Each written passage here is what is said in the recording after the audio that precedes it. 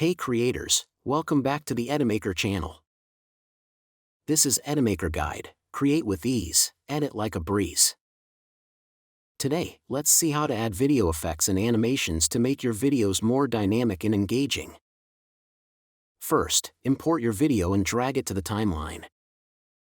To add a video effect, open the Effects panel. Here, you'll find a variety of video, frame, body, and sound effects. Simply browse the library, choose an effect you like, and drag it onto your clip. Preview the result instantly and adjust it to fit your video. For something more creative, try Edimakor's AI effects. Explore different styles, including interaction, dance, appearance, entertainment, and pet effects, and apply them with just a few clicks. You can also add transitions between clips to create smooth scene changes and more dynamic movement. Once everything looks good, preview your video and click Export. And that's it. With HitPaw Edimakor, you can easily add effects and animations and give every video your own creative touch.